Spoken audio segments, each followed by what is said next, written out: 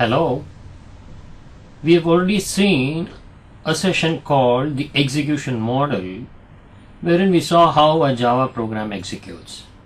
Now let me be more brief and explain this point once again, because it is very important that you know how a Java program executes before learning to write programs.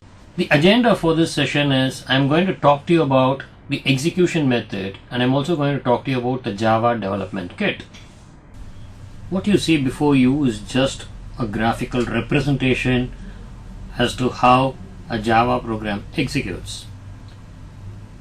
You first need a Java development environment, because any program needs an environment. Like say for example C and C++ have many editors, of which the Turbo C, which is widely used, is one of the editors, or it is one kind of an environment.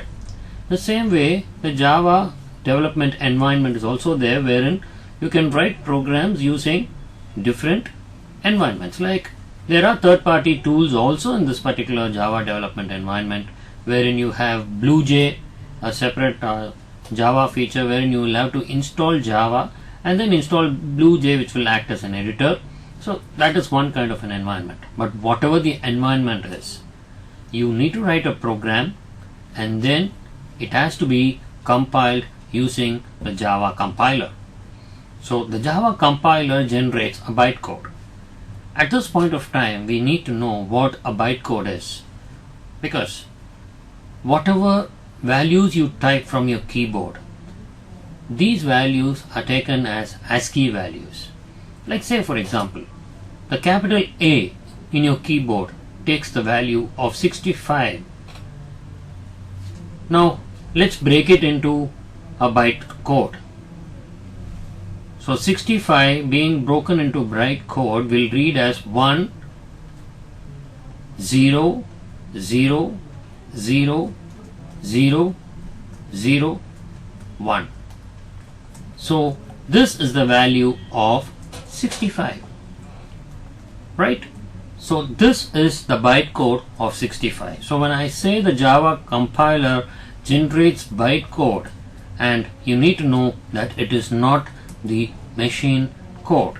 Therefore, each and every letter in your program is converted to its respective bytecode by the Java compiler.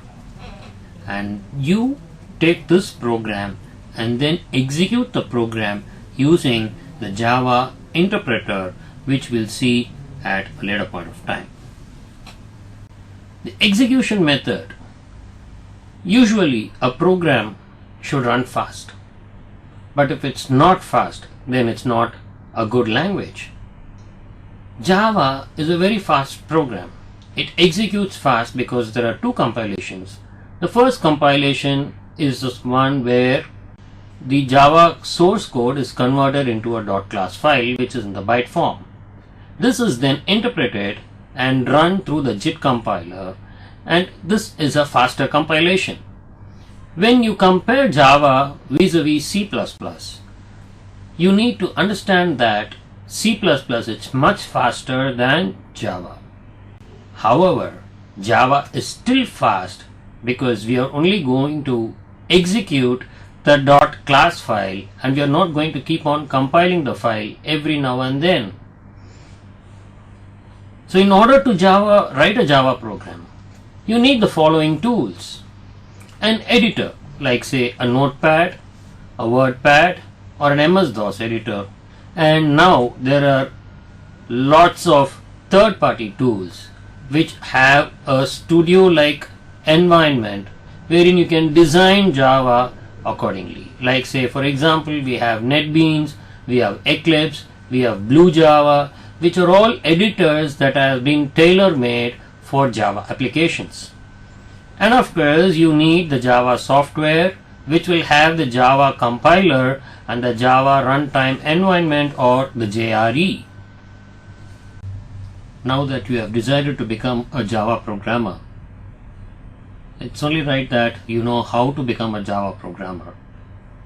First and foremost, you have to download the Java software from the internet. Basically, Java is now an Oracle product officially. You can go into the Oracle's website and download Java. Suppose you have a Windows operating system, you download Java for Windows. If you have Linux, import Java for Linux. Or if you have a Mac, then you download Java for Mac, because as I told you, the JVM is platform dependent.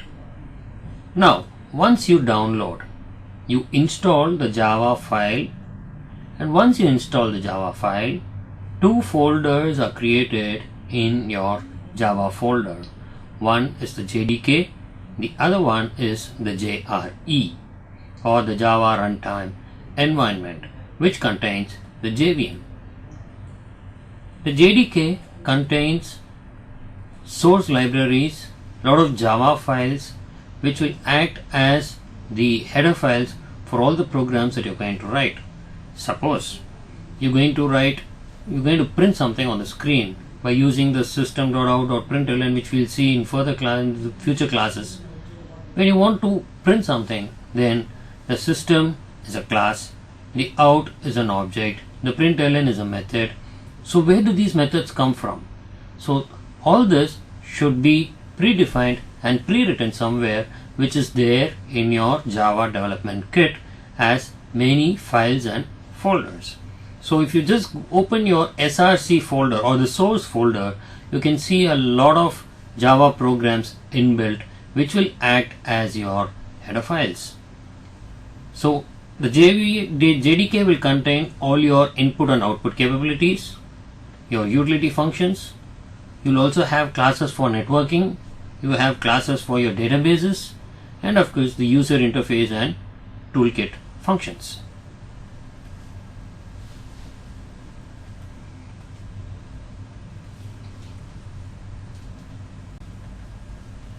In this slide, you see how a program executes.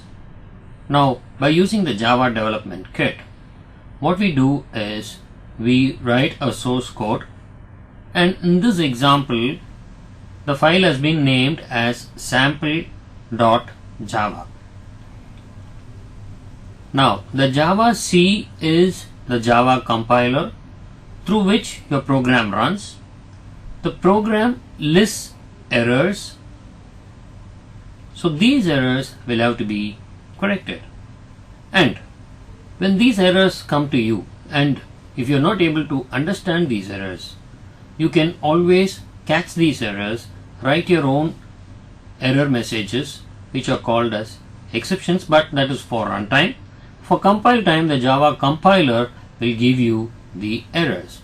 So these errors need to be corrected. Like say for example, as we saw in the previous session at OOPS, we had just initialized integer a and we didn't give any value for a. Therefore the compiler will return an error and say initialize a value for a. Therefore such kind of errors needs to be corrected, and then the program has to be compiled. Once the program is compiled, what you have is the sample.class file, which is converted into the bytecode, and you already know what a bytecode is.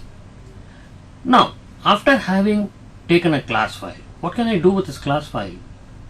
Now comes the platform independency part. You just take this class file. You have done this program on a Windows platform, for example, and you have created the class file from the Windows environment. You take the class file, just put it in a Java folder in your Linux or your Unix OS. You just need to run the class file alone, and voila, your program runs.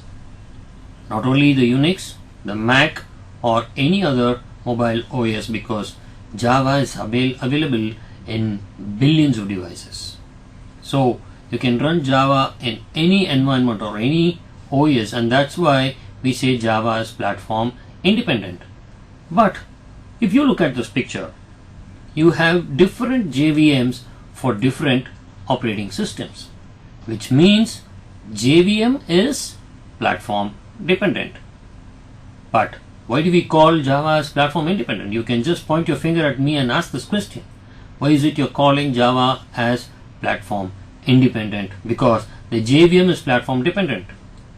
Let me tell you, the class file that you generate from any OS can be run on any other OS or platform. That is why we call Java is platform independent. Now, let me throw a question at you. Just check to see if C and C++ have these capabilities.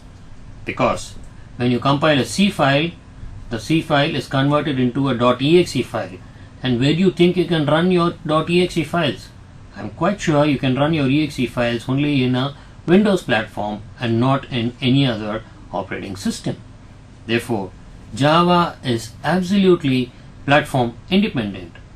But the JVM, as I said before, is platform dependent, and that is why you use different JVMs for different OSs.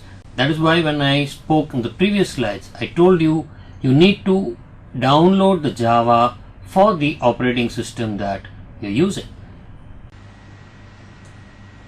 So my dear friend, we saw how a Java program executes, and we also came to know about the Java development kit.